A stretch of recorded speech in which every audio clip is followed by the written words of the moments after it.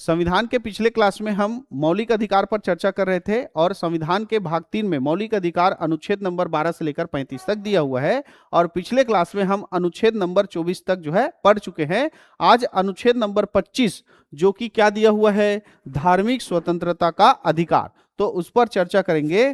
तो पहले हमारा आज का टॉपिक क्या रहेगा, धार्मिक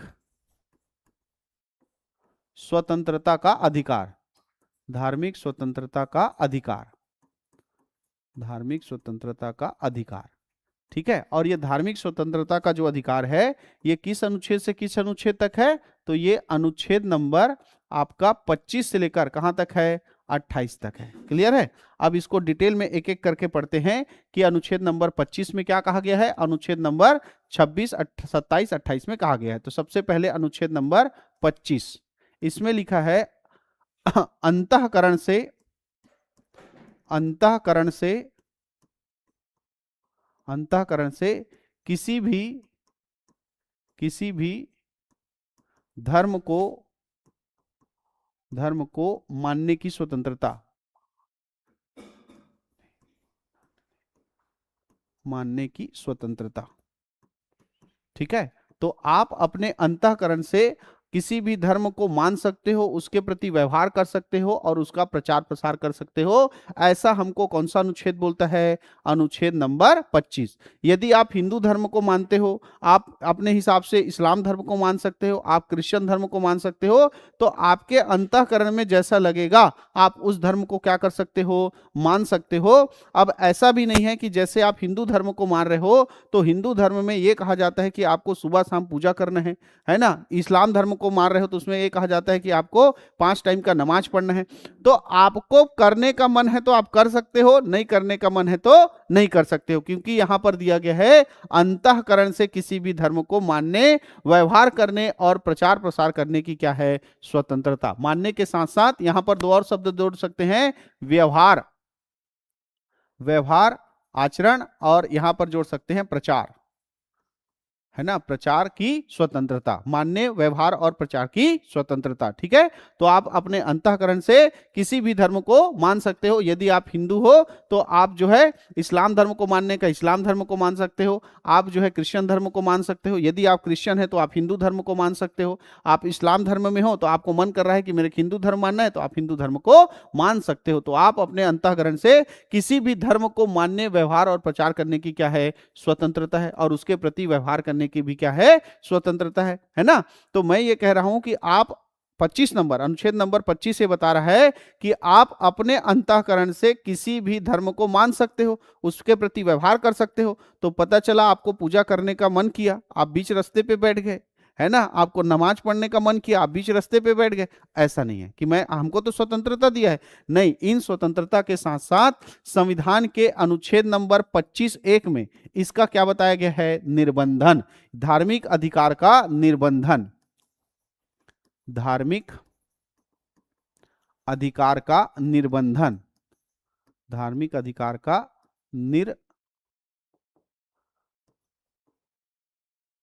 निर्बंधन, ठीक है। धार्मिक अधिकार का निर्बंधन यानी आपको धार्मिक अधिकार प्राप्त है, आप किसी भी धर्म को मान सकते हो और उसका व्यवहार कर सकते हो, लेकिन वो व्यवहार जो है आपको देखना होगा कि वो लोक हित में है कि नहीं है, लोक व्यवस्था को आपका किसी प्रकार का वो बाधा तो नहीं पहुंचा रहा है। तो लोक व्यवस्था के आधार पर आपको मौलिक अधिकार जो है, धार्मिक अधिकार जो है, उसको क्या किया जा सकता है, प्रतिबंधित किया जा सकता है। तो लोक व्यवहार के आधार पर या लोक व्यवस्था के आधार पर, लोक व्यवस्था के आधार पर, ठीक है। आप चाहते हो कि आपको धार्मिक अधिकार है और मैं अपने धर्म का क्या निकालना चाहता हूं, जुलूस निकालना चाहता हूं, है ना, ऐसा चाहते हो, लेकिन आपके उस जुलूस से हो सकता है कि लोक व्यवस्था क्या हो जाए, बिगड़ जाए। जिस दिन मार्केट में बाजार है उसी दिन उस रास्ते से आप जुलूस निकालना चाह रहे हो, तो बाजार का व्यवस्था और जुलूस का भीड़ जो है तनातनी हो सकता है दोनों में। तो इसलिए जो है लोक व्यवस्था को देखते हुए आपके जुलूस के ऊपर क्या लगा सकता है, प्रतिबंध लगा सकता है ना। तो ऐसे लोक व्यवस्था के कारण आपके धार्मिक अधिकारों पर क्या लगाया जा सकता है, प्रतिबंध। आपको पूजा करने का अधिकार है, आपको नमाज पढ़ने का अधिकार है, अनुच्छेद नंबर किसके तहत, 25 के तहत। लेकिन पता चल रहा है आप बीच रोड में, बीच मार्केट में जो है पूजा पाठ करने लग गए, बीच रोड में नमाज पढ़ने लग गए, तो आवागमन जो है बाधित होगा कि नहीं होगा। तो आपका जो पूजा करने का अधिकार, जो कि धार्मिक अधिकार है, उसको उस समय क्या कर दिया जाएगा, प्रतिबंधित कर दिया जाएगा, क्योंकि आपके धार्मिक अधिकार से लोक व्यवस्था जो है क्या हो रही है, बिगड़ रही है। तो लोक व्यवस्था के आधार पर जो है क्या किया जा सकता है, आपके धार्मिक अधिकार को छीना जा सकता है या प्रतिबंधित किया जा सकता है। दूसरा, लोक स्वास्थ्य के आधार पर, लोक स्वास्थ्य के आधार पर, लोक स्वास्थ्य के आधार पर, जैसे आपने कहा कि मेरे घर पूजा है ना, मेरे घर पूजा है और मैं क्या बजा रहा हूं, डीजे बजा रहा हूं, कि मैं धार्मिक आयोजन किया हूं, नवरात्रि का पर्व चल रहा है, हम लोग गरबा कर रहे हैं, बहुत जोर जोर से डीजे बना रहे हैं, है ना, ईद मना रहे हैं या नया साल क्रिसमस मना रहे हैं, तो वहां पर बहुत जोरों शोरों से हम लोग क्या बजा रहे हैं, डीजे बजा रहे हैं, है ना। अपने अपने त्योहारों में सब जो है डीजे बजा लगाते हैं ना। तो वैसा हम धार्मिक कार्य कर रहे हैं, हम धर्म को अपना मान रहे हैं, उसी अपने व्यवहार कर रहे हैं और डीजे बजा रहे हैं, लेकिन उस डीजे से एक बुजुर्ग व्यक्ति को क्या है, प्रॉब्लम हो रहा है, वो हार्ट पेशेंट है बेचारा, ज्यादा बजाओगे तो वो बजेगा नहीं, सीधा उसी के ऊपर का टिकट बच जाएगा, है कि नहीं है। तो ऐसे लोक स्वास्थ्य को देखते हुए भी आपके धार्मिक अधिकार को क्या कर सकता है, निर्बंधित या प्रतिबंध किया जा सकता है। तीसरा है सदाचार के आधार पर, तीसरा है सदाचार के आधार पर, सदाचार के आधार पर, यदि आपका धार्मिक कार्य किसी के साथ जो है बुरा हो रहा है, आपके धार्मिक कार्य के किसी के साथ क्या हो गया है, बुरा हो रहा है, तो ऐसे कार्य से भी आपको धार्मिक अधिकार पर क्या किया जा सकता है, रोक लगाया जा सकता है। तो अनुच्छेद नंबर 25(1) में क्या बताया गया है, धार्मिक अधिकार का निर्बंधन, क्या बताया गया है, धार्मिक अधिकार का निर्बंधन, कि 25 जो है आपको स्वतंत्रता देता है कि आप अपने अंतःकरण से, अपने मन से किसी भी धर्म को मान सकते हैं, उसके प्रति व्यवहार कर सकते हैं और उसका प्रचार कर सकते हैं। लेकिन आपको आपका निर्बंधन दिया गया है कि आप मान सकते हो, व्यवहार कर सकते हो, प्रचार कर सकते हो, लेकिन लोक व्यवस्था को ध्यान में रखकर, लोक स्वास्थ्य को ध्यान में रखकर और सदाचार को ध्यान में रखते हुए अगर आपका ये तीनों बाधित होता है तो आपके धार्मिक अधिकार पर क्या लगाया जा सकता है, रोक लगाया जा सकता है। क्लियर है। और साथ ही 25(2) में यह बताया गया है कि राज्य, 25(2) में यह बताया गया है कि राज्य जो है धार्मिक अधिकार के निगमन पर, धार्मिक अधिकार के निगमन पर यानी उसको रोकने पर नियम बना सकता है। राज्य जो है धार्मिक निगमन में से संबंधित नियम बना सकता है, राज्य धार्मिक निगमन से संबंधित नियम बना सकता है, नियम बना सकता है। ये किसमें बताया गया है, अनुच्छेद नंबर 25(2) में। ठीक है। राज्य का मतलब यहां पे समझ रहे हो, राज्य का मतलब यूपी बिहार है नहीं, संसद है, विधानसभा है, सरकारी नौकरियां हैं, सरकारी पद हैं, है ना, ये सब क्या कहलाते हैं, राज्य। जो इस भाग के अनुच्छेद नंबर किसमें बताया गया है, 12 में बताया गया। तो वो राज्य जो है धार्मिक निगमन से संबंधित क्या बना सकता है, नियम बना सकता है। जैसे कोरोना काल आया था, है ना, और कोरोना काल के समय सब एक जगह इकट्ठा होकर, अगर इकट्ठा होकर मान लो किसी धार्मिक आयोजन कर रहे हैं, ईद मना रहे हैं, दीपावली मना रहे हैं, या आपका माता जी का मूर्ति विसर्जन कर रहे हैं, गणेश विसर्जन कर रहे हैं, तो इस समय में कोरोना फैलने का ज्यादा डर था कि नहीं था। तो उस समय सभी स्थानीय जो अधिकारी थे, स्थानीय जो नियम बनाने वाले थे, सबने नियम बना दिया था कि कोई भी प्रकार का धार्मिक जुलूस नहीं निकलेगा। बना था कि नहीं बना था उस समय। तो ऐसा नियम बनाने का अधिकार राज्य को दिया गया है, किसके तहत, अनुच्छेद नंबर 25(2) के तहत। क्लियर है। और इसी के तहत नियम बना हुआ है कि जो जैन धर्म है, जो बौद्ध धर्म है ना, जो बौद्ध धर्म है और जो सिख धर्म है, ये तीनों किसके अंतर्गत आएंगे, हिंदू धर्म के अंतर्गत आएंगे। इसी अनुच्छेद नंबर 25(2) के तहत ये कहा गया है कि बौद्ध धर्म, जैन धर्म और सिख धर्म, इन तीनों को क्या माना जाएगा, हिंदू धर्म माना जाएगा, हिंदू के अंतर्गत ही आएंगे। क्लियर है। साथ ही ये भी है कि किसी को भी अपने पास अस्त्र शस्त्र रखने की कोई भी परमिशन है क्या? नहीं है। लेकिन धार्मिक मान्यता के आधार पर सिखों को कृपाण धारण करने का, छोटा सा अपने साथ चाकू रखते हैं उन लोग, कृपाण, है ना, तो सिखों को कृपाण धारण करने का भी अधिकार राज्य ने बनाकर दिया हुआ है। तो सिखों को कृपाण धारण करने का, सिखों को कृपाण, कृपाण या कृपाण धारण, ये किस अनुच्छेद के तहत किया जाता है? 25(2) के तहत किया जाता है, क्योंकि राज्य ने ऐसा नियम बना दिया है कि सिख लोग जो हैं वो कृपाण धारण कर सकते हैं। क्लियर है? और इसी के तहत कहा गया है कि व्यक्ति को जबरदस्ती धर्मांतरण कराना, है ना, उसके इच्छा के विरुद्ध धर्मांतरण कराना जो है वो क्या है? अपराध है, उल्लंघन माना जाता है किसका? मौलिक अधिकार का। वो अपनी इच्छा से कर सकता है। कोई भी व्यक्ति अपनी इच्छा से क्या कर सकता है? धर्मांतरण। आज मैं हिंदू में पैदा हुआ हूं, लेकिन कल मेरे को कोई और धर्म अच्छा लग रहा है तो मैं उस धर्म में चला जाऊंगा। मेरे को अपने अंतःकरण से किसी भी धर्म को मानने का है। या कोई इस्लाम में पैदा हुआ है और उसको कोई और धर्म अच्छा लग रहा है तो वो किसी और धर्म में आ सकता है ना। तो धर्मांतरण किया जा सकता है, लेकिन किसी को जबरदस्ती उसके इच्छा के विरुद्ध धर्मांतरण कराना, ये क्या है? मौलिक अधिकार का उल्लंघन है। क्लियर है? तो इस तरह ये अनुच्छेद नंबर कौन सा हो गया? 25। बात करते हैं किसका? अनुच्छेद नंबर 26। अनुच्छेद नंबर 26 ये कहता है कि धार्मिक धार्मिक कार्यों के प्रबंधन की स्वतंत्रता, धार्मिक कार्यों के प्रबंधन की स्वतंत्रता, धार्मिक कार्यों के प्रबंध की स्वतंत्रता, प्रबंध की स्वतंत्रता, धार्मिक कार्य के प्रबंध की स्वतंत्रता, ऐसा कौन सा अनुच्छेद बोलता है? अनुच्छेद नंबर 26। देखो, आप जो है हिंदू धर्म को मानते हो तो आप हिंदू धर्म से संबंधित कोई संस्था स्थापित कर सकते हो। आप हिंदू धर्म से संबंधित आप क्या बना सकते हो? मंदिर बना सकते हो। आप इस्लाम धर्म को मानते हो तो आप अपने जगह पे, सरकारी जगह नहीं बनाना है, और सरकारी जगह बनाना है तो सरकार से परमिशन लेके बनाना है। ठीक है?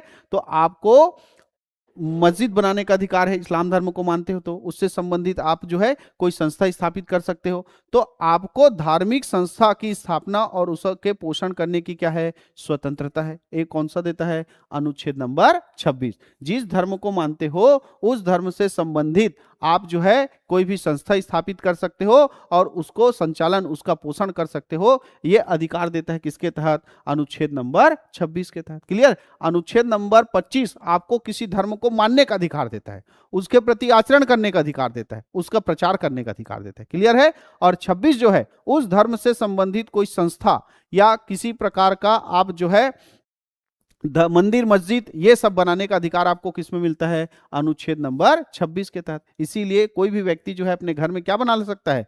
मंदिर बना सकता है। अपने जहां पर प्रॉपर्टी है उस प्रॉपर्टी पर मस्जिद, मंदिर, क्रिश्चियन, गुरुद्वारा, जो बनाना चाहो अपने धर्म से संबंधित संस्था बना सकते हो। अनुच्छेद नंबर किसके तहत? 26 के तहत। आगे चले, अनुच्छेद नंबर 27।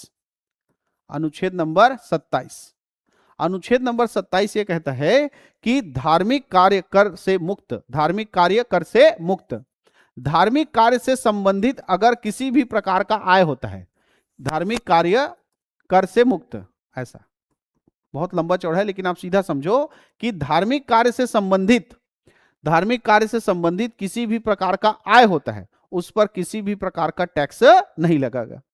मंदिर है, मंदिर में चढ़ौती चढ़ता है कि नहीं चढ़ता है? सब दान दे के आते हैं, तो वो कितना भी कमा ले, मंदिर में कितना भी चढ़ावा हो जाए, उसको किसी भी प्रकार का सरकार को टैक्स देने की जरूरत है क्या? नहीं है।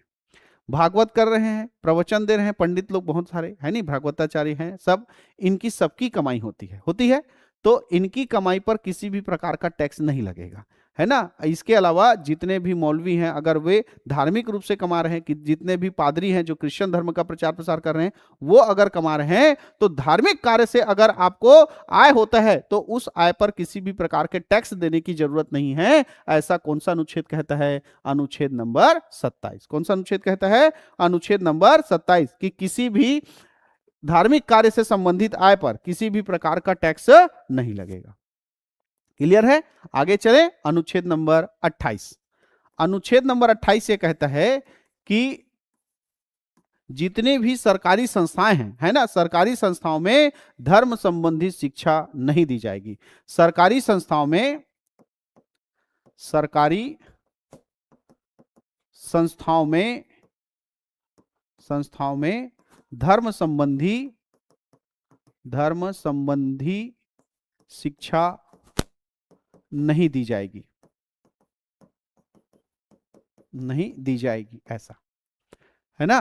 किसी भी सरकारी संस्था में धर्म संबंधी शिक्षा नहीं दी जाएगी, ऐसा अनुच्छेद नंबर 28 जो है बोलता है। क्लियर है। तो जितने भी सरकारी संस्था है, नगर पालिका, नगर निगम, तहसील ऑफिस, एसडीएम ऑफिस, कलेक्ट्रेट, तो यहां पर कोई मान लो जैसे अभी हमारे योगी आदित्यनाथ जी हैं, वो उत्तर प्रदेश के क्या हैं, मुख्यमंत्री हैं, तो वो अपने विधानसभा में हिंदू धर्म का शिक्षा नहीं दे सकते, क्योंकि सरकारी संस्थाओं में जो धार्मिक शिक्षा है वो देने पर क्या है, प्रतिबंधित है। किस अनुच्छेद के तहत, अनुच्छेद नंबर 28 के तहत। क्लियर है। जितने भी सरकारी संस्थाएं हैं उसमें धार्मिक शिक्षा नहीं दी जाएगी, जितने भी सरकारी संस्थाएं हैं उसमें धार्मिक शिक्षा नहीं दी जाएगी, ऐसा बताया गया किसमें, 28(1) में, कि राजकीय शिक्षण संस्थानों में, राजकीय शिक्षण जितना भी स्कूल है, सरकारी स्कूल है, वहां पर धर्म संबंधित शिक्षा नहीं दी जाएगी, धर्म संबंधित शिक्षा नहीं दी जाएगी, संबंधित शिक्षा नहीं दी जाएगी, धर्म संबंधित शिक्षा नहीं दी जाएगी, ऐसा 28(1) बताता है। 28(2) बोलता है कि ऐसी संस्था जो सरकार के द्वारा संचालित है या सरकार के द्वारा पोषित है, उन संस्था जो धर्म से संबंधित है वहां पर धर्म की शिक्षा दी जाएगी, है ना। 28(1) जो है बोलता है कि राजकीय शिक्षण संस्थानों में धर्म संबंधी शिक्षा नहीं दी जाएगी, लेकिन वही दूसरा 28(2) बोलता है कि ऐसे शिक्षण संस्थान जिसकी स्थापना धार्मिक शिक्षा देने के लिए हुआ है, ऐसी शिक्षण संस्थान जिसकी स्थापना किसके लिए हुआ है, धार्मिक शिक्षा, जैसे मदरसा, जैसे गुरुकुल की स्थापना किस लिए हुआ है, हिंदू शिक्षा देने के लिए। मदरसा की स्थापना की हुआ है इस्लाम धर्म का शिक्षा देने के लिए। तो यहां पर आप धर्म संबंधित क्या दे सकते हो, शिक्षा दे सकते हो। तो ऐसी संस्था चाहे वो सरकार द्वारा संचालित हो या सरकार द्वारा पोषित हो या सरकार द्वारा उसको अनुदान मिलता हो, लेकिन जो संस्था जिस धर्म के शिक्षा के लिए बना हुआ है वहां पर धर्म की शिक्षा दी जा सकती है, ऐसा बोलता है कौन सा, अनुच्छेद नंबर 28 का 2। ठीक है। तो 28(2) क्या बोलता है कि ऐसी संस्था जो धर्म शिक्षा देने के लिए स्थापित है, धर्म शिक्षा के लिए स्थापित, वहां धर्म संबंधित शिक्षा क्या हो सकती है, दी जा सकती है। समझ में आया। यदि मान लो छुईकदान में सरकारी स्कूल है या कोई भी स्कूल है ना, कोई भी स्कूल है, चाहे वो सरकार द्वारा संचालित हो, सरकारी हो या प्राइवेट हो, वो स्कूल है, वहां पर धर्म संबंधी शिक्षा नहीं दी जाएगी। लेकिन कल चल के किसी ने यहां पर गुरुकुल खोल लिया, उसमें यह बताया गया कि मैं किस धर्म का प्रचार प्रसार करने के लिए खोल रहा हूं, हिंदू धर्म। पहले से क्लियर कर दिया है कि हिंदू धर्म के प्रचार प्रसार के लिए खुल रहा है वो संस्था, तो वहां पर हिंदू धर्म का क्या किया जाएगा, प्रचार प्रसार किया जाएगा। कल चल के यहाँ पे मदरसा खुल गया जो सरकार से अनुदान से चल रही है, तो उस मदरसा को पहले ही बता दिया गया है कि वो किस धर्म के लिए खुल रहा है, इस्लाम धर्म के लिए खुल रहा है, तो उस मदरसा में इस्लाम धर्म का क्या किया जाएगा, प्रचार प्रसार किया जाएगा, ऐसा अनुच्छेद नंबर 28(2) बोलता है। समझ में आया 28(2)। ठीक है। तो ऐसा ये 2 है ना। 28(1) में राजकीय जितने भी सरकारी संस्था हैं वहां पर धर्म संबंधी शिक्षा नहीं दी जाएगी, लेकिन ऐसी संस्था स्थापित है जो धर्म के लिए ही खुला हुआ है, तो वहां पर धर्म संबंधी शिक्षा दी जा सकती है। क्लियर है। चलिए 2 केस के बारे में हम डिस्कस करते हैं। एक आया था इस्माइल फारूकी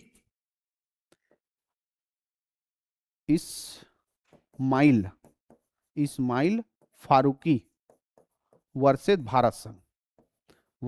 भारत संघ केस आया था, भारत संघ केस 1994 में आया था, और इसी केस में कहा गया कि नमाज कहीं भी पढ़ी जा सकती है। इसी केस में क्या कहा गया कि नमाज जो है कहीं भी पढ़ी जा सकती है। ये किस केस में कहा गया था, तो इस्माइल फारूकी और भारत संघ केस 1994 में हुआ था। इसी केस में कहा गया था कि नमाज किसी भी जगह पर पढ़ी जा सकती है, और इसी में कहा गया था कि अजान कीर्तन के लिए डीजे जो है वो प्रतिबंधित रहेगा, उस पर प्रतिबंध लगाया जाए। प्रतिबंधित रहेगा नहीं, अगर उस समय के वहां के स्थानीय स्वशासन को लगता है कि डीजे पर प्रतिबंध लगाना है, तो नमाज के लिए, कीर्तन के लिए डीजे पर प्रतिबंध लगाया जा सकता है। ये भी इसी केस में बताया गया था। क्लियर है? तो इस्माइल फारूकी वर्सेस भारत संघ केस आया था 1994। इसमें बताया गया था कि नमाज कहीं पर पढ़ी जा सकती है, और दूसरा ये बताया गया था कि अजान और कीर्तन के लिए डीजे पर क्या लगाया जा सकता है? प्रतिबंध लगाया जा सकता है। यदि कहीं पर कीर्तन हो रहा है, पूजा पाठ हो रहा है, और तुम जोर जोर से क्या बजा रहे हो? साउंड बजा रहे हो, तो उस पर प्रतिबंध लग सकता है। ठीक, मस्जिद में अजान पढ़ा जाता है, वो साउंड आ रहा है, उस साउंड से जो है लोगों को इफेक्ट पड़ रहा है, तो उस साउंड पर भी क्या लगाया जा सकता है? प्रतिबंध लगाया जा सकता है। लगाया जा सकता है, लगाया नहीं गया है। ठीक है, जहां जरूरत है वहां लगाया जा सकता है। क्लियर है? इसके अलावा एक और केस आया था, कैथोलिक विषय, कैथोलिक, ये नाम था एक व्यक्ति का, कैथोलिक है ना, और इसका केस था कैथोलिक बिशप वर्सेस एमपी राज्य, कैथोलिक वर्सेस एमपी राज्य। ये केस चल रहा था 2012 में। कब चल रहा था? 2012 में चल रहा था। इसी में बताया गया, इस केस में बताया गया कि गीता को धार्मिक शिक्षा ना मानकर, ध्यान से सुनना, गीता को धार्मिक शिक्षा ना मानकर, हम लोग गीता को हिंदू धर्म में बहुत पवित्र ग्रंथ मानते हैं, हिंदू धर्म से संबंधित मानते हैं, लेकिन इस Catholic bishop council versus MP राज्य के केस में बताया गया 2012 में कि गीता को धार्मिक शिक्षा ना मानकर जीवन का दर्शन बताया गया। क्या बताया गया? जीवन का दर्शन। वो एक प्रकार का क्या है? दर्शन शास्त्र है, ऐसा करके गीता को बताया गया। क्लियर है? ठीक है, तो गीता जो है 2012 में इस केस के बाद, Catholic bishop council versus MP राज्य केस के बाद, उसको धार्मिक ग्रंथ ना मानकर क्या माना गया है? एक दर्शन माना गया है। क्लियर है? इसीलिए गीता जो है कोई भी पढ़ सकता है। चले आगे। तो ये था कौन सा? धार्मिक स्वतंत्रता का अधिकार। इसके बाद कौन सा अधिकार मिलता है भारत के नागरिकों को? शिक्षा एवं संस्कृति का अधिकार। कौन सा अधिकार मिलता है? शिक्षा एवं संस्कृति का अधिकार। तो अगला पढ़ेंगे हम कौन सा? शिक्षा एवं, और शिक्षा एवं संस्कृति का जो अधिकार है, ये किस अनुच्छेद से किस अनुच्छेद तक बताया गया है? तो इसको बताया गया है अनुच्छेद नंबर 29 और 30 में। किसमें बताया गया है? 29 और 30 में। तो दोनों को एक एक करके पढ़ते हैं। पहले पढ़ते हैं किसको? अनुच्छेद नंबर 29 को, अल्पसंख्यक वर्गों के हितों का संरक्षण। क्या बोला गया है अनुच्छेद नंबर 29 में? अल्पसंख्यक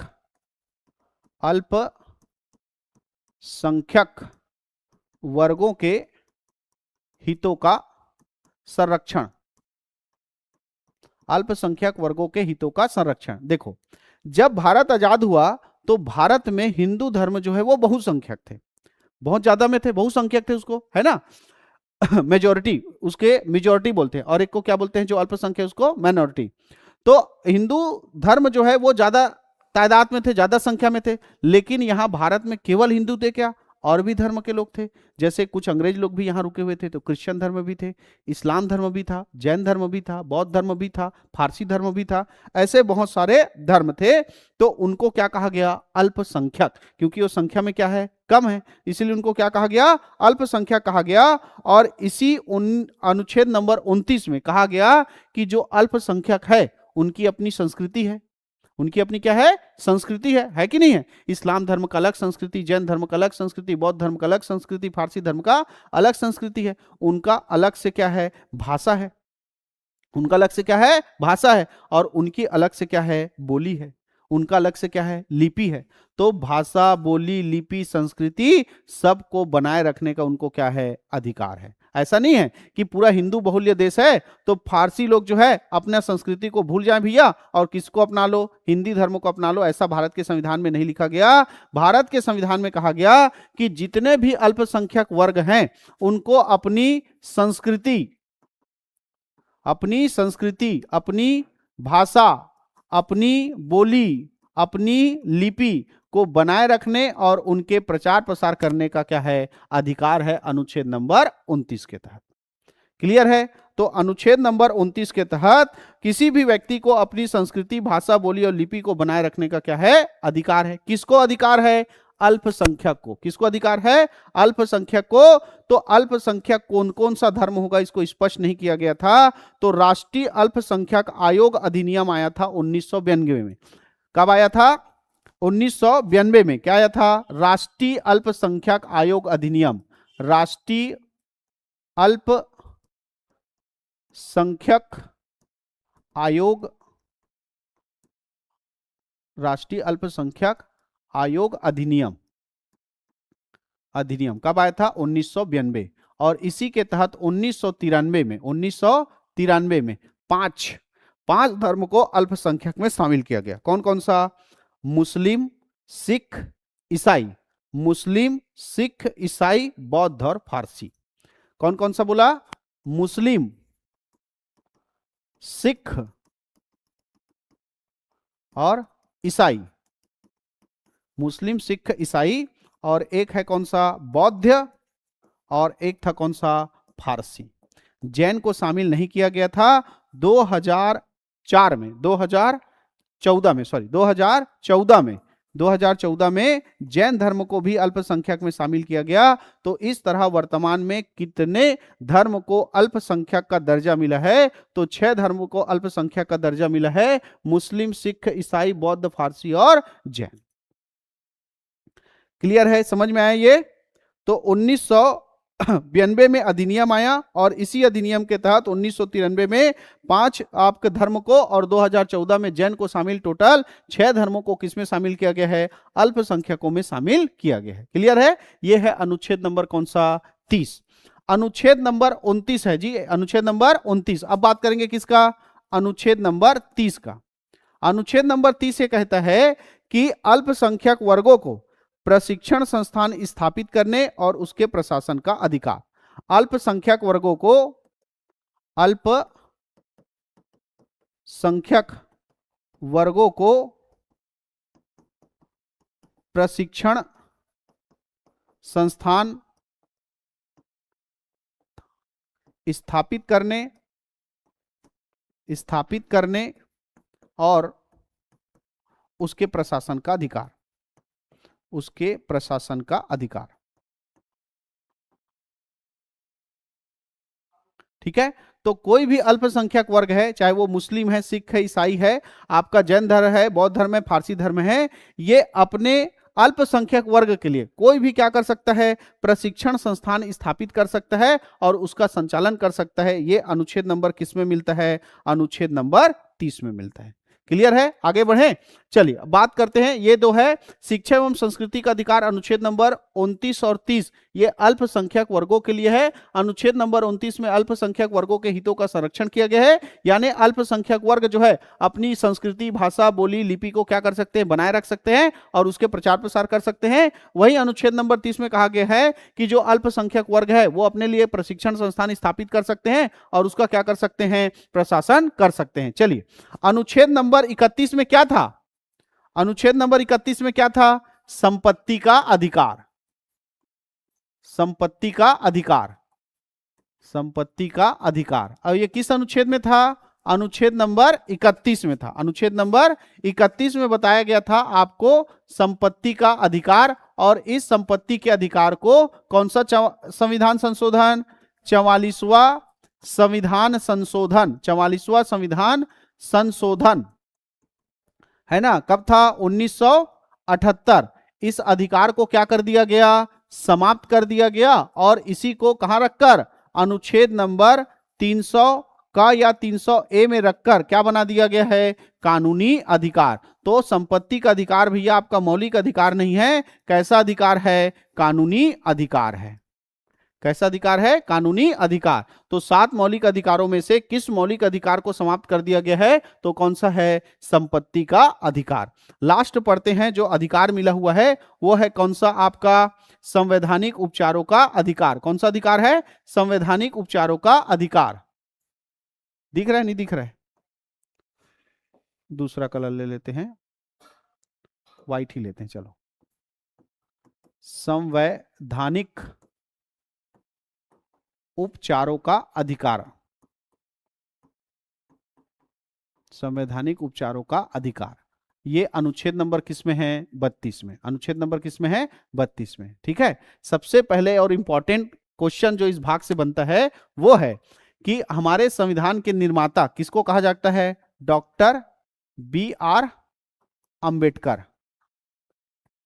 अंबेडकर इन्होंने किस अनुच्छेद को संविधान की आत्मा कहा है? तो अनुच्छेद नंबर 32 को ही इन्होंने संविधान की क्या कहा है? आत्मा। ठीक है, अब क्यों कहा है वो इसमें प्राप्त अधिकारों से आपको पता चल जाएगा कि संविधान की आत्मा B.R. अंबेडकर ने किस अनुच्छेद को कहा है। तो वो किस अनुच्छेद को कहा है? अनुच्छेद नंबर 32। ठीक, क्यों? अनुच्छेद नंबर आपका 14 से लेकर 18 समानता का अधिकार देता है। अनुच्छेद नंबर 19 से लेकर 22 आपको स्वतंत्रता का अधिकार देता है। अनुच्छेद नंबर 23-24 आपको शोषण के विरुद्ध अधिकार देता है। और 25 से लेकर 28 धार्मिक स्वतंत्रता का अधिकार देता है। और अनुच्छेद नंबर 29 और 30 जो है वो शिक्षा एवं संस्कृति का अधिकार देता है।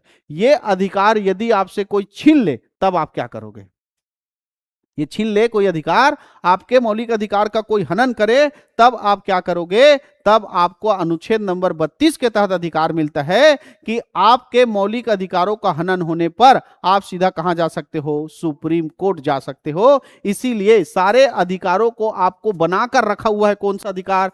कौन सा अधिकार? संवैधानिक उपचारों का अधिकार, अनुच्छेद नंबर 32। इसीलिए डॉक्टर भीमराव अंबेडकर ने कहा कि सारे मौलिक अधिकार आपको मिल रहे हैं वो और उसका कोई हनन हो रहा है तो उसको कौन बचाएगा? अनुच्छेद नंबर 32 बताएगा। इसीलिए ये संविधान की क्या है? आत्मा है। ऐसा किसका कहना था? B.R. अंबेडकर जी का। तो संविधान की आत्मा अनुच्छेद नंबर 32 को कहा गया है क्योंकि इसी के अनुच्छेद नंबर 32(1) के तहत, अनुच्छेद नंबर 32(1) के तहत आपको अधिकार मिलता है कि आप जो है क्या कर सकते हो? मौलिक अधिकार का हनन होने पर, यानी कि कोई आपके मौलिक अधिकार को छीन रहा है तो आप कहां जा सकते हो? सुप्रीम कोर्ट जा सकते हो। कहां जा सकते हो? सुप्रीम कोर्ट, सर्वोच्च न्यायालय जा सकते हो। ऐसा अनुच्छेद नंबर 32(1) में कहा गया है। क्लियर है?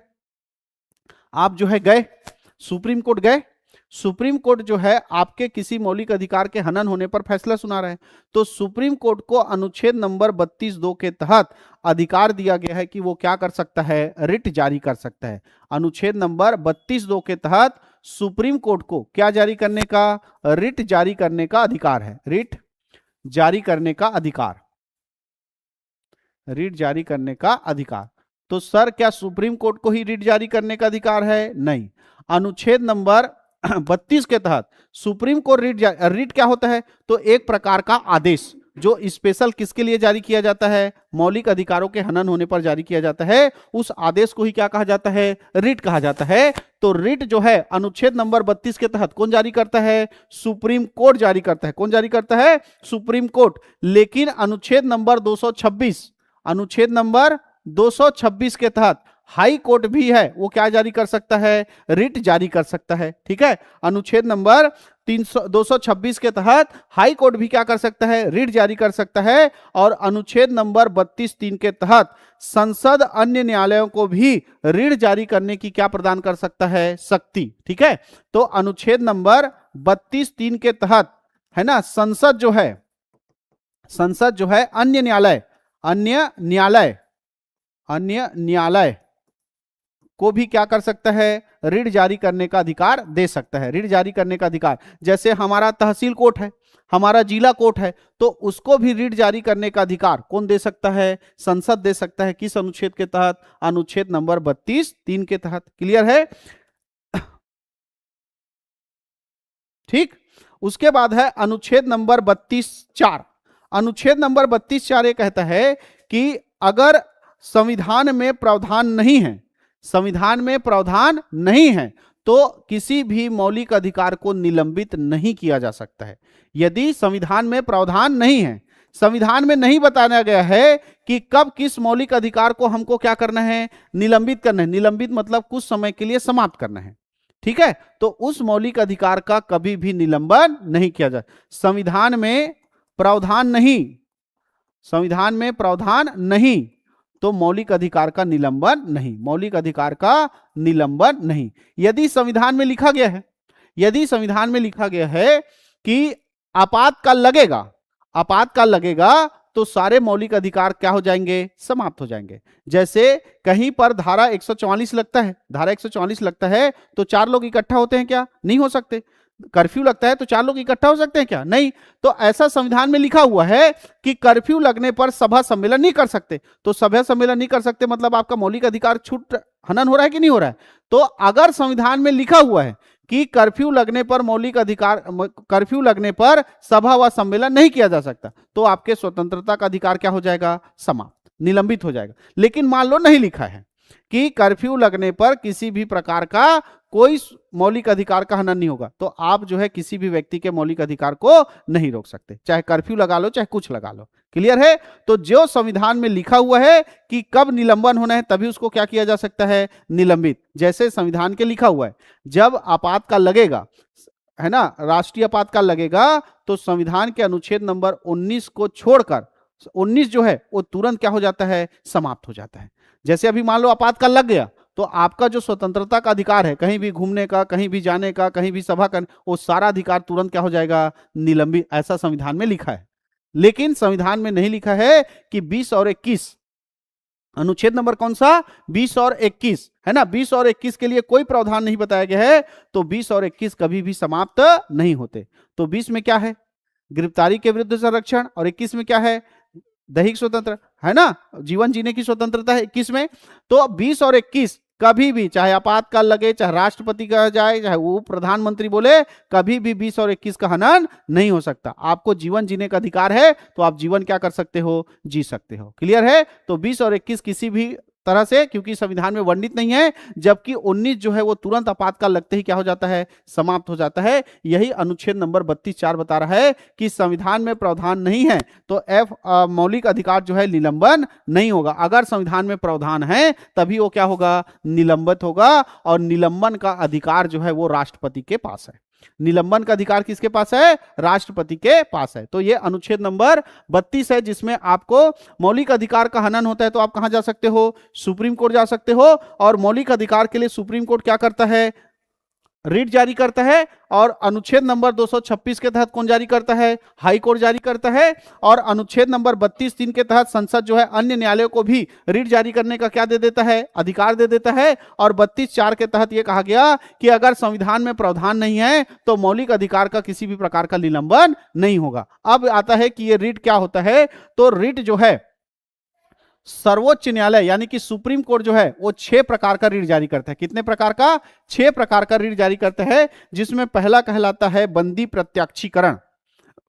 बंदी प्रत्याक्षीकरण, बंदी प्रत्याक्षीकरण, ठीक है। जैसे आपको किसी ने कैद कर लिया या पुलिस ने आपको गिरफ्तार कर लिया लेकिन उसको कोर्ट में पेश नहीं कर रहे हैं, ठीक है। या आपने किसी के खिलाफ मुकदमा दायर किया, किसी के खिलाफ मुकदमा दायर किया, आप जो आपके मौलिक अधिकार का क्या कर रहा है, हनन कर रहा है ना।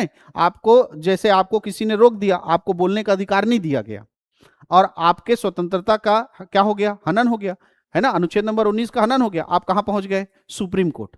तो सुप्रीम कोर्ट जो है जिस व्यक्ति के लिए आपने क्या किया है, मुकदमा दायर किया है या जिस व्यक्ति के बारे में कहा है, उस व्यक्ति को सही सलामत क्या करने के लिए, अदालत में पेश करने के लिए, सुप्रीम कोर्ट में पेश करने के लिए कौन सा रिट जारी करेगा, बंदी प्रत्याक्षीकरण। कौन सा रिट जारी करेगा, बंदी प्रत्याक्षीकरण। कि जिस व्यक्ति को कहा गया है उस व्यक्ति को सशरीर जो है कहां प्रस्तुत किया जाए, कोर्ट में पेश किया जाए। तो किसी व्यक्ति को सशरीर प्रस्तुत कराने के लिए कौन सा रिट जारी किया जाता है, बंदी प्रत्याक्षीकरण। ये किसी व्यक्ति के लिए भी हो सकता है, किसी राज्य के लिए भी हो सकता है। राज्य का मतलब हाँ, सरकारी संस्था, उसके लिए भी। जैसे मान लो नगर पालिका में गए और आपके मौलिक अधिकार का क्या हो गया, हनन हो गया, और आप कहां पहुंच गए, सुप्रीम कोर्ट। तो सुप्रीम कोर्ट जो है नगर पालिका के अधिकारी को कहां पेश करवाएगा, जो हनन किया है उसको सुप्रीम। तो कौन सा रिट जारी करेगा, बंदी प्रत्याक्षीकरण। क्लियर है।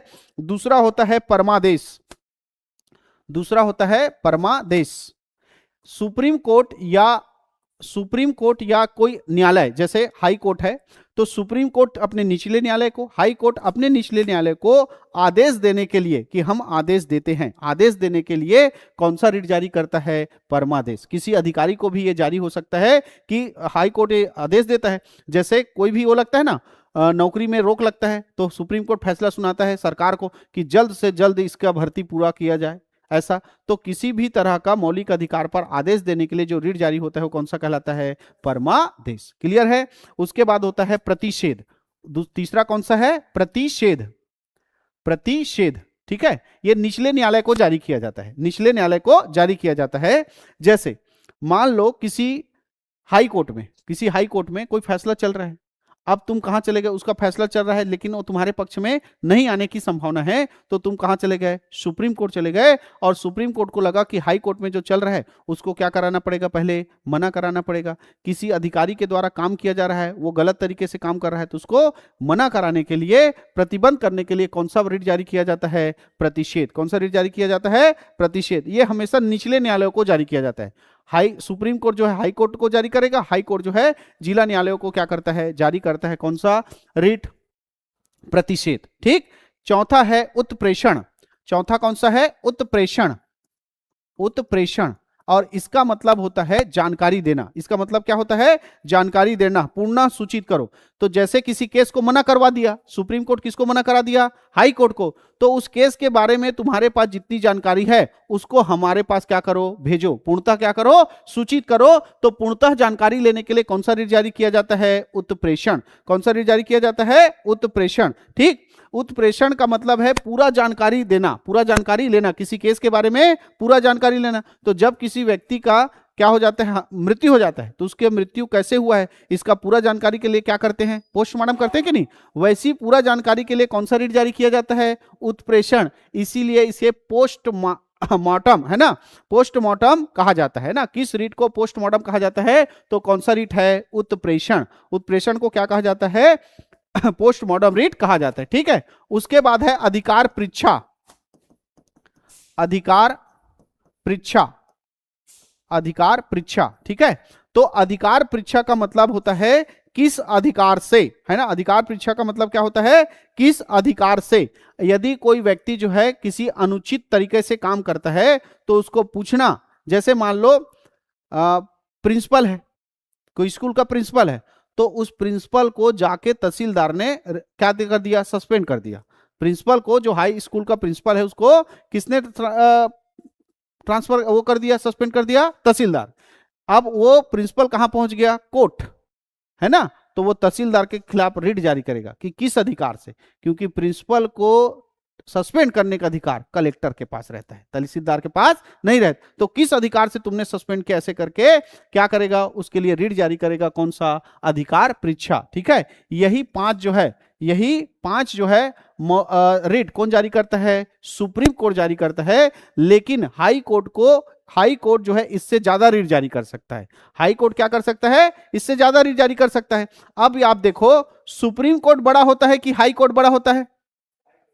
सुप्रीम कोर्ट बड़ा होता है। कौन सा कोर्ट बड़ा होता है? सुप्रीम। जो दिल्ली में है भारत का एक ठो, वो सुप्रीम कोर्ट बड़ा, और हर राज्य में जो हाई कोर्ट है वो उससे क्या होगा? छोटा।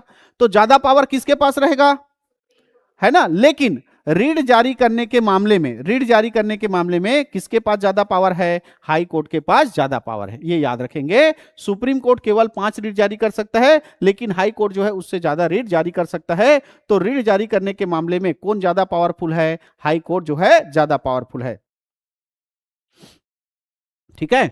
राष्ट्रपति, राज्यपाल, सर्वोच्च न्यायालय के मुख्य न्यायाधीश और आम नागरिकों के लिए रिट जारी नहीं होता है। समझ में आ गया? रिट किसके लिए जारी नहीं होता है? राष्ट्रपति, राज्यपाल, सर्वोच्च न्यायालय के मुख्य न्यायाधीश और आम नागरिकों के लिए रिट जारी नहीं होता है। केवल बंदी प्रत्यक्षीकरण ही रिट जारी हो सकता है आम नागरिकों के लिए। ठीक है, बाकी नहीं हो सकता। चले आगे। तो ये हो गया आपको जो मौलिक अधिकार मिले हुए हैं। कितने प्रकार के? मूल संविधान में 7 और वर्तमान में कितना? 6। लेकिन इसके अलावा भी 3 अनुच्छेद बच जाते हैं। अनुच्छेद नंबर 33, अनुच्छेद नंबर 34 और अनुच्छेद नंबर 35। ध्यान से सुनना तीनों को। देखो, मूल अधिकार सबको दे दिया गया। आपको बोलने का अधिकार है, लेकिन क्या सबको अधिकार देना उचित रहेगा? पुलिस को, सेना को भी अगर मैं मौलिक अधिकार पूरा पूरा दे दूं, है ना, कि तुमको बोलने का, सब कुछ अभिव्यक्त करने का अधिकार है, तो सेना में मस्त दूसरे देश के खिलाफ खुफिया जानकारी बना हुआ है। अब एक जने आया अपने इंस्टाग्राम में सब कुछ बोल दिया, मेरे को बोलने का क्या है, अधिकार है। तो गलत हो सकता है कि नहीं हो सकता? तो इसी को ध्यान में रखते हुए अनुच्छेद नंबर 33 में कहा गया है मूल अधिकार के उपांतरण की शक्ति संसद के पास। मूल अधिकार के उपांतरण, मूल अधिकार के उपांतरण, उपांतरण की शक्ति संसद के पास, शक्ति संसद के पास। यानी किसको पूरा पूरा मूल अधिकार देना है? तो आम नागरिकों को पूरा दिया गया है, लेकिन किसको देना नहीं है? तो आपके पुलिस को, है ना, कानून द्वारा पुलिस को, सेना को मूल अधिकार पर कुछ कुछ क्या लगा गया है, प्रतिबंध लगाया गया है। ठीक, पुलिस वालों को जुलूस निकालने का, हड़ताल करने का अधिकार नहीं है। याद करो छत्तीसगढ़ में कुछ साल पहले पुलिस के घर वालों ने हड़ताल किया था। पुलिस के किसने किया था? घर वालों ने हड़ताल किया था। पुलिस और सेना को हड़ताल करने का अधिकार नहीं है। बाकी सब अधिकारी कर्मचारी को है कि वो क्या कर सकता है, सरकार के खिलाफ हड़ताल में बैठ सकता है, लेकिन पुलिस और सेना को नहीं है। पुलिस और सेना ही हड़ताल में बैठ गया तो उनके उपद्रव को शांत करने के लिए कौन आएगा? है कि नहीं है? इसीलिए भैया कि संसद को शक्ति दिया गया है कि किसको किसको कितना कितना मौलिक अधिकार पर क्या लगाना है, प्रतिबंध लगाना है। तो कानून बनाकर संसद ने सेना और पुलिस के कुछ मौलिक अधिकारों पर क्या लगा दिया है, प्रतिबंध लगा दिया। सेना को स्वतंत्रता का अधिकार में अभिव्यक्ति की स्वतंत्रता पूर्णता नहीं है ना। इसीलिए जितना भी उन लोग, कई लोग देखना, कई सेना के ऐसे मैटर्स हैं जिनको हम पब्लिक में नहीं ला सकते। तो क्या वो सेना का व्यक्ति अपना इंस्टाग्राम में पूरा डाल सकता है? क्या नहीं डाल सकता। तो इस तरह कुछ मौलिक अधिकारों पर प्रतिबंध लगाया है संसद ने कानून द्वारा। किसके ऊपर? पुलिस और सेना के ऊपर। किस अनुच्छेद में पावर दिया गया है? अनुच्छेद नंबर 33। ठीक है, उसके बाद है अनुच्छेद नंबर 34। यह कहा गया है कि संसद को अधिकार है कि भारत के किसी भी क्षेत्र में क्या लिखा हो, वो सैन्य शासन लगा हो, क्या लगा हो, सैन्य शासन लगा हो, सेना विधि प्रवृत्त हो, तो वह मौलिक अधिकारों पर प्रतिबंध लगा सकती है या कम कर सकती है। या मार्शल लॉ सुने? मार्शल लॉ, जहां पर पूरा क्या लगता है, सेना का कानून लगता है, उसी को क्या बोलते हैं? Martial law. सेना का कानून चलता है उसको क्या बोलते हैं? Martial law. तो जहां पर मार्शल लॉ है वहां पर संसद को अधिकार है कि वो कानून बनाकर जो है पूरी तरह से क्या कर सकता है, मौलिक अधिकार को खत्म कर सकता है या कुछ क्या कर सकता है, कम कर सकता है। ठीक है, तो संसद को कानून बनाकर किसी भी अधिकारी, कर्मचारी, आम नागरिकों के मौलिक अधिकार को समाप्त करने और कम करने का अधिकार अनुच्छेद नंबर 33 में है। और अनुच्छेद नंबर 34 में है कि जहां पर सेना की क्या लगा हो, विधि लगा हो, यानी मार्शल लॉ लगा हो, वहां भी संसद जो है कानून बनाकर क्या कर सकता है, मौलिक अधिकार पर प्रतिबंध लगा सकता है या कम कर सकता है। क्लियर है? और उसके बाद है अनुच्छेद नंबर 35 कि इस भाग के उपबंधों को प्रभावी करने के लिए संसद क्या कर सकता है, कानून बना सकता है। इस भाग के उपबंधों को प्रभावी करने के लिए संसद क्या बना सकता है, कानून। संसद कानून बना सकता है। देखो यह कहा गया कि अस्पृश्यता का अंत, अनुच्छेद नंबर 17 में क्या कहा गया, अस्पृश्यता का अंत। क्या संविधान के 17 में लिखने भर से छुआछूत मिट गया? नहीं, इसके लिए कानून बनाया गया, अस्पृश्यता अधिनियम लाया गया कि नहीं लाया गया, है ना। शोषण के विरुद्ध अधिकार, तो तुमको शोषण के विरुद्ध अधिकार है, तो क्या ऐसा बोलने भर से शोषण का विरुद्ध अधिकार मिल गया? क्या नहीं, उसके लिए क्या लाया गया, कानून लाया गया। तो ऐसे उपबंधों को, जो मौलिक अधिकार जो दिया गया है भाग 3 में, उसको प्रभावी करने के लिए क्या बना सकता है, कानून। जैसे अनुच्छेद नंबर 21 का क्या जोड़ा गया, शिक्षा का अधिकार। 6 से 14 वर्ष के बच्चों को शिक्षा का क्या है, अधिकार है। तो ऐसा बोलने भर से, लिखने भर से मिल गया क्या? नहीं, इसके लिए कानून बनाया गया, राइट टू एजुकेशन, है ना, राइट टू एजुकेशन 2009, और इसको लागू किया गया 1 अप्रैल 2010 से। तो किसी भी चीज को इस भाग में जो बोला गया है उसको प्रभावी करने के लिए संसद क्या बना सकता है, कानून बना सकता है। इसीलिए हमने अभी दुनिया भर का कानून देखा, अस्पृश्यता को मिटाने के लिए, शिक्षा का अधिकार लाने के लिए, तो वो संसद किसके तहत कानून बनाता है, अनुच्छेद नंबर 35 के तहत कानून बनाता है। समझ में आया? अब चलो, संविधान में ये मौलिक अधिकार दिए गए, 5 लाइनों बचा है। संविधान में कितना है, ये पूरा मौलिक अधिकार दिए गए।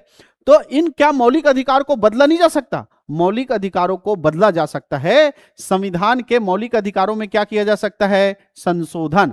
तो मौलिक अधिकार को बदलने यानी कि संशोधन करने का अधिकार किसको है? संसद को है। किसको है? संसद को है ना। मौलिक अधिकार को बदलने का, है ना, बदलने का, संशोधन करने का अधिकार किसको है? संसद को है। और वो भी विशेष बहुमत से, 2/3 बहुमत से ही इसको क्या किया जा सकता है? बदला जा सकता है। ठीक है, लेकिन बदलना या उसको समाप्त करना किसके हाथ में है?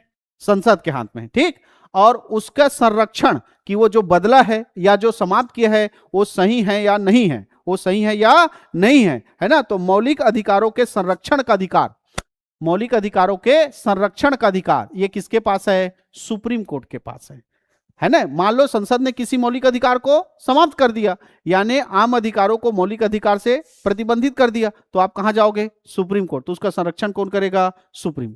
ठीक, मौलिक अधिकारों का निलंबन, निलंबन का अधिकार राष्ट्रपति के पास है। निलंबन का अधिकार किसके पास है? राष्ट्र। निलंबन का मतलब है कुछ समय के लिए बंद कर दिया। जैसे आपको अभी बोलने का अधिकार नहीं है, आप 2 दिन बाद बोल सकते हो, ऐसा।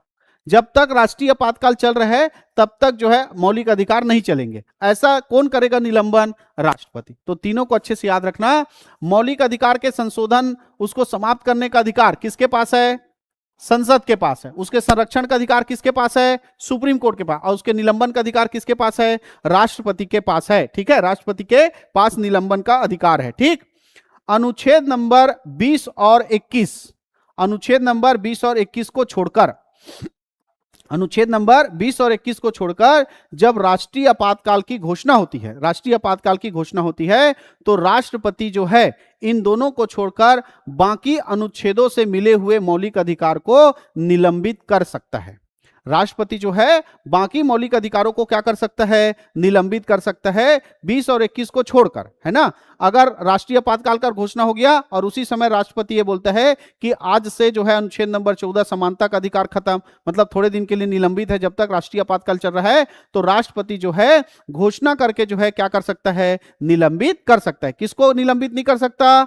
20 और 21 को। ठीक, और 19 जो है, अनुच्छेद नंबर 19 यानी स्वतंत्रता का अधिकार, ये बिना राष्ट्रपति के कहे, राष्ट्रपति के कहे बिना ही राष्ट्रीय आपातकाल लगने पर क्या हो जाता है? निलंबित हो जाता है।